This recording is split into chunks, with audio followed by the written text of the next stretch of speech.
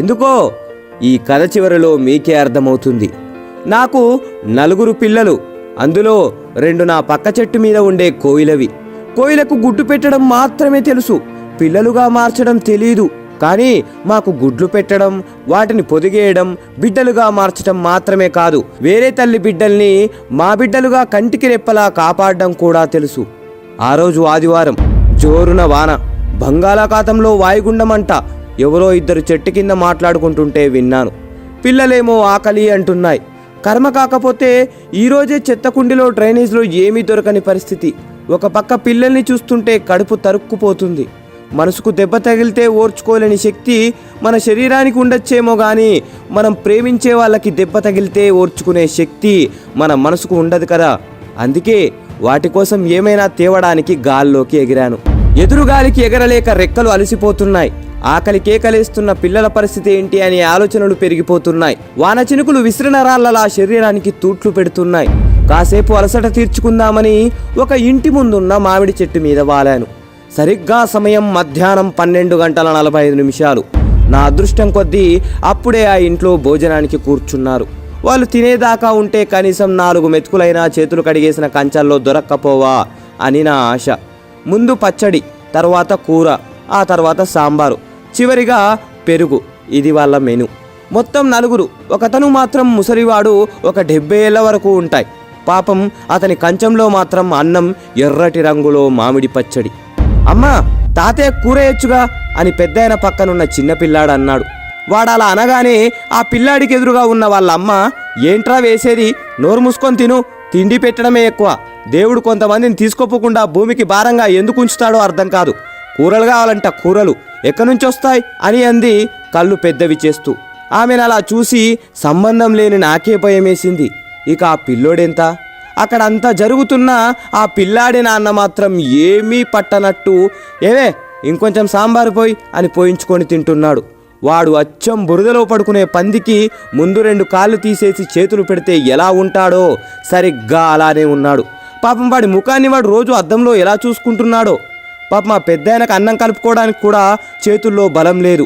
అయినా సరే బాగా ఆకలేస్తుంది అనుకుంటా త్వరగా అన్నం కలుపుతున్నాడు. వణుకుతున్న చేతులతో మొత్తాన్ని కలిపేశాడు. ఆత్రంగా ఒక ముద్ద తీసి నోట్లో పెట్టుకున్నాడు. వెంటనే నీళ్లు తాగాడు. బాగా మంటగా ఉందనుకుంటా కంట్లోంచి నీళ్ళొచ్చాయి. ముఖం ఎర్రగా మారిపోయింది. ఎదురుగా ఉన్న నెయ్యి వైపు చూశాడు కానీ అడగడానికి ధైర్యం చాలట్లేదనుకుంటా. అలాగే ఉండిపోయాడు. అయ్యో ఎంత దారుణం! పాపం పెద్దాయన. వాళ్ళు తినడం అయిపోయింది. అందరూ లేచారు. ఆ పెద్దాయన కూడా చెంబులో నీళ్లు మొత్తం తాగేసి లేచి బయటకు వచ్చి చుట్టూ చూశాడు. అప్పుడు ఆయనకు నేను కనబడ్డాను. నా దగ్గరికి వచ్చి నా ముందు ఆ అన్నం పడేశాడు. ఒక్క క్షణం నా కంట్లో నీళ్లు తిరిగాయి. పెద్దాయనా, నీ ఆకలి తీరకపోయినా నా ఆకలి తీరుస్తున్నావు, నీ రుణం ఎలాగైనా తీర్చుకుంటా అని మనసులో అనుకొని నేను కొన్ని మెతుకులు తిని కొన్ని మెతుకులు గొంతున బట్టి గూటికి చేరి పిల్లల ఆకలి తీర్చాను. సరిగ్గా 26 రోజుల తర్వాత అనుకుంటా ఎప్పటిలాగే వేట కోసం ఏటి మీదుగా వెళ్తున్నా ఏటి ఒడ్డున ఎవరికో పిండం పెడుతున్నారు. కాసంత తినడానికి ఏమైనా దొరక్కపోదా అని అక్కడ వాలాను. ఎదురుగా ఉన్న ఫోటోను చూసి ఆశ్చర్యపోయాను. అది నా పిల్లలు ఆకలితో ఉన్నప్పుడు అన్నం పెట్టిన పెద్దాయనది. ఒక్క క్షణం గుండె బరువెక్కింది. విచారంతో రెక్కలు దిగజారిపోయాయి. అయ్యా, పిండం పెట్టి కాకుల్ని పిలవండి, మీ నాన్నగారు వాటి రూపంలో వచ్చి తింటారు అని పూజారి గారు చెప్పారు. ఒక పెద్ద కంచాన్ని పెద్దాయన కొడిక్కిస్తూ, ఆ కంచాన్ని చూడగానే నా ఆశ్చర్యం ఆకాశాన్నంటింది. నల్లటి నా ముఖం తెల్లబారిపోయింది. ఎందుకంటే ఆ కంచంలో పంచభక్ష పరమాన్నాలు ఉన్నాయి. ఓర్ని మనుషులు, మీరేం మనుషులురా బాబు! బ్రతికినంతకాలం బ్రతకడానికి పెట్టకుండా చచ్చిన తర్వాత బ్రతికించడం కోసం పెడుతున్నారా? పోవడం కోసం కోరికలు కోరుకొని కాకి రూపంలో రావడానికి పూజలు చేస్తున్నారా? బ్రతికినంతకాలం రాబందుల్లా పిక్కు తిని విసిరేసింది తినడానికి కాకుల్ని పిలుస్తున్నారా? ప్రాణమున్నంతకాలం పెద్దైన కప్పుకోవడానికి కండువా కూడా ఇవ్వకుండా పోయాక కట్టుకోవడానికి పట్టుపంచ పెట్టారా? ఏం మనుషులరా బాబు! పాపం ముసలాయన్ని బ్రతికినంతకాలం దినదినం గండంగా బ్రతికేలా చేసి ఇప్పుడు ఏమీ తెలియని అమాయకుల్లా ఫోటోకి దండం పెడుతున్నాడు. అసలు వీణ్ణి నా ముక్కుతో పొడిచి చంపాలి. ఎరా ఎదవా, ఇంటి చెట్టు మీద వాలితే ఈసడించుకున్న కాకిలో ఈరోజు మీ నాన్నని చూసుకుంటున్నావా? కొంచెం కూడా సిగ్గనిపించడం లేదా? ఎంగిలి మెతుకులు వేయడం కూడా అనవసరం అనుకున్న కాకి పరమాన్నం తినడానికి కావలసి వచ్చిందా? అలా మనసులో వాడిని తిడుతున్నప్పుడు నా ఆవేశం కట్టలు తెంచుకుంది. వెంటనే గాల్లోకి ఎగిరాను.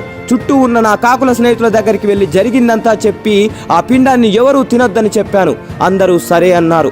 గంట 2 గంటలు అలా గంటలు గడుస్తూనే ఉన్నాయి. పిండం తినడానికి ఒక్క కాకి కూడా రావట్లేదు. చుట్టూ ఉన్న జనాల్లో అనుమానం మొదలైంది.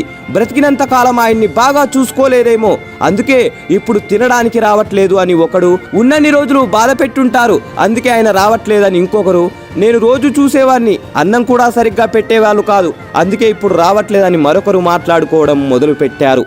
అవి విని ఫోటో ముందు కూర్చున్న ముసలాయన కొడుక్కి తల తీసేసినట్టయింది.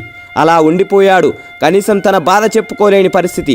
పరువు పోయినట్టు, ఏదో కోల్పోయినట్టు, బ్రతికున్నా చచ్చిపోయినట్టు అనిపిస్తుంది అతనికి. నా బిడ్డల ఆకలి తీర్చినందుకు ఆ పెద్దాయన రుణం ఇలా తీర్చుకున్నాను. ఈరోజు ఒక మంచి పని చేశా అనిపించి గర్వంగా గాల్లోకి ఎగిరాను. మనిషి వింటున్నావా? నీకే చెప్పేది. సెంటు పీలిస్తే మంచి వాసన వస్తుందని, తాగితే బలం వస్తుందనుకోవడం అమాయకత్వం. అలాగే డబ్బు అవసరం తీర్చే వస్తువులను ఇచ్చిందని ప్రేమించే మనిషిని కూడా ఇస్తుందనుకోవడం మూర్ఖత్వం. అయినా ప్రేమ ఇవ్వడానికి మనకు లేనప్పుడు ప్రేమను తీసుకోవడానికి హక్కెలా పొందుతావు? ఒక మనిషి గొప్పతనాన్ని అతను చేసిన పనులను బట్టో మంచిని బట్టో కాకుండా అతనుకున్న డబ్బును బట్టి నిర్ణయించే సమాజంలో బతుకుతున్నావు మనిషి. త్వరగా బయటపడు.